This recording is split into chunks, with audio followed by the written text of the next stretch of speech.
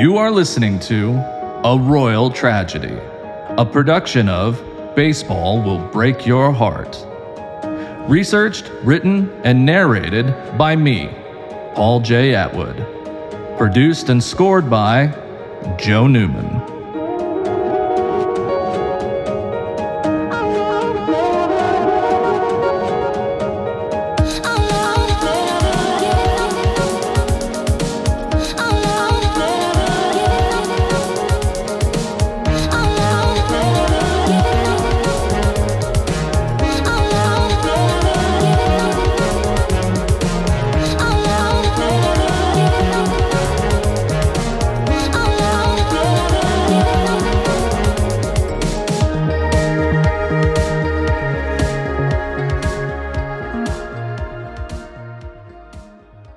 Welcome to the show. In the Part 2 finale, the Royals stunned the Oakland A's and gave baseball fans quite possibly the most exciting playoff win of the century. In this penultimate episode, we will join the Royals on their quest to reclaim the crown and follow them to Game 7 of the World Series.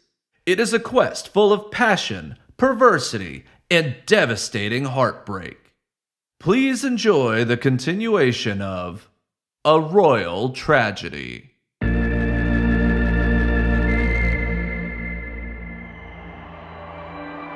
There was an immeasurable amount of excitement in Kansas City leading up to the series.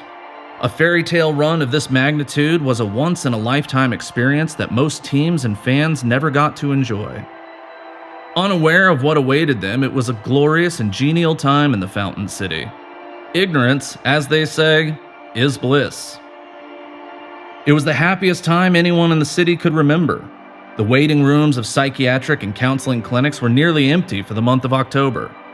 Go Royals was used the same way that Hawaiians use aloha. It was the bookend to every interaction.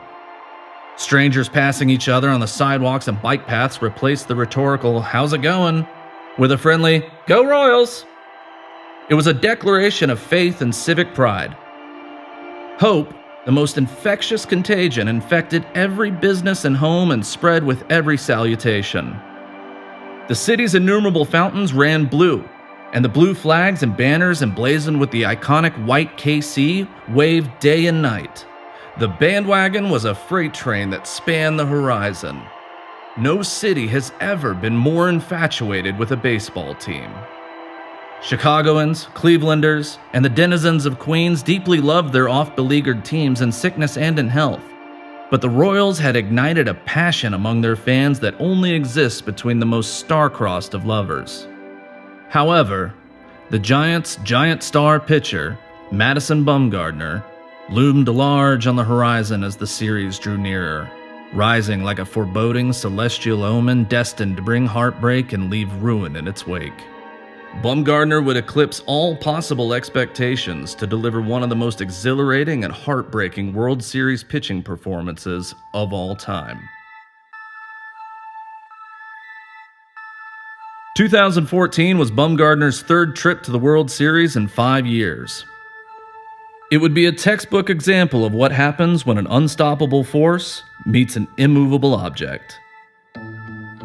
In his 15 innings on the mound during World Series play, he had a rock-bottom ERA of 0.00. He pitched at an elite level during the regular season and the playoffs, but during the World Series, he was a god among flies. The first run he ever surrendered in World Series play came off the bat of Salvador Perez during Game 1 of the 2014 series. However, Bumgarner dominated the series opener, holding the Royals to that single run, while big game James Shields was pulled in the fourth after giving up 3 runs.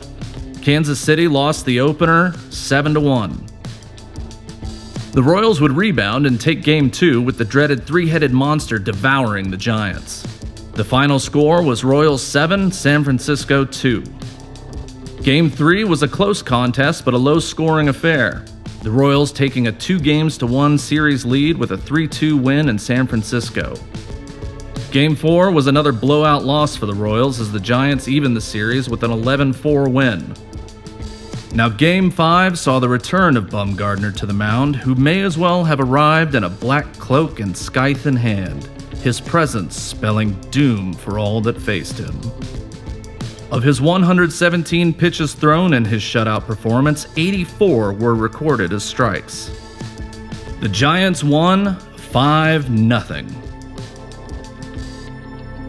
It was one of the best games ever thrown in the history of the World Series. It was a staggering show of dominance from one of the game's best throwers. His World Series ERA after Game 5 was a stupefying 0.29. To put that in perspective, that's better than baseball legends Babe Ruth, Sandy Koufax, and the venerable Giants' antecessor Christy Mathewson had pitched in their respective World Series appearances.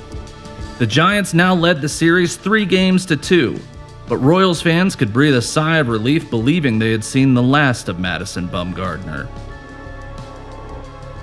With the series returning to Kansas City for Games 6 and 7, fans were optimistic the Royals could win out at home and cap the Cinderella season with a grand coronation. With Bumgarner out of the picture, the path to victory seemed clear. But in the back of their minds, many worried he would be called upon in Game 7 on short rest like Randy Johnson famously had been in the 2001 World Series to silence the bats of the almighty Yankees. It was clear that the Giants were no match for the Royals without Bumgarner. In 2 of their 3 wins thus far, he had carried the team.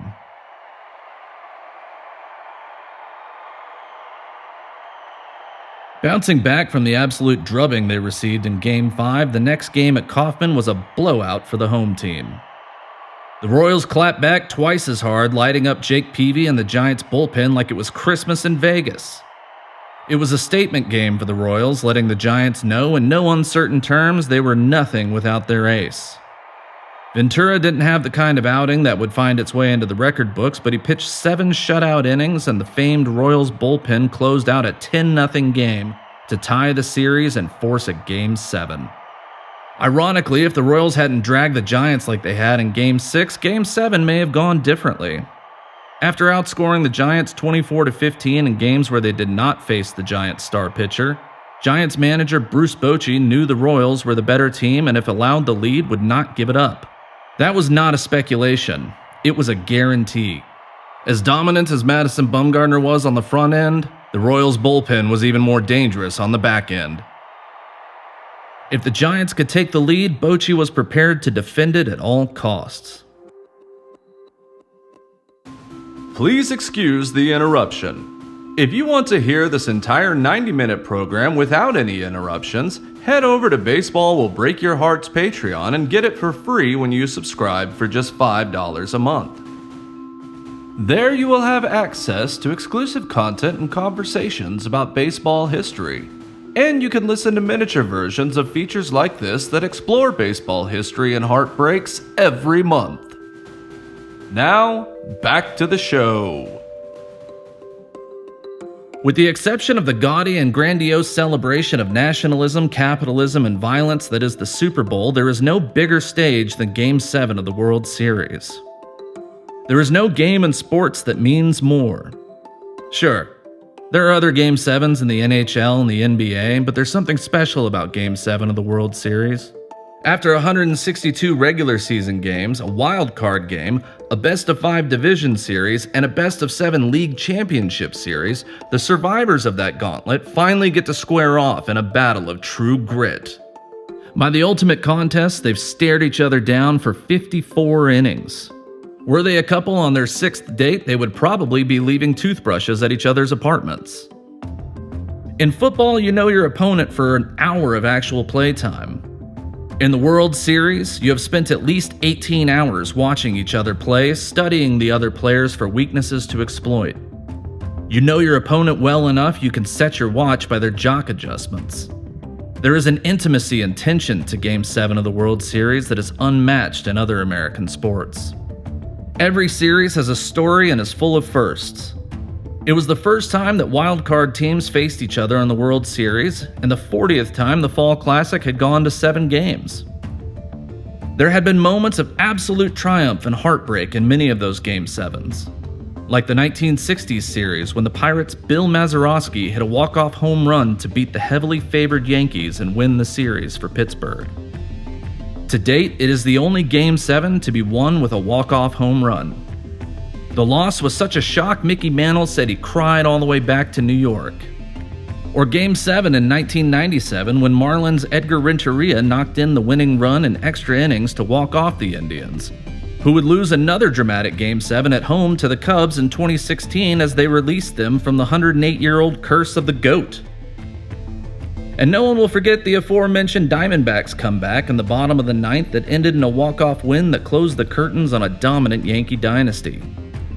To the eternal annoyance of every Royals fan alive to see it, Game 7 would go down as a classic for all the wrong reasons, unless you were a Giants fan or Fox sportscaster Joe Buck. There was a nervous tension in the late October air. Every Royals fan knew that their boys had to come out swinging and get an early lead big enough to invalidate the need for a Bumgarner call-up. Royals fans bargained with themselves, hoping to avoid the inevitable, telling themselves he pitched a complete game just a couple days ago and there's no way he would be ready to pitch tonight, and if so, maybe only in the late innings. Nobody wished ill on the man, but a lot of people would have been unconcerned had he been abducted by aliens or had injured himself in an amateur rodeo. No one knows how it got there, but a mechanical bull had to be removed from the visiting bullpen prior to game time.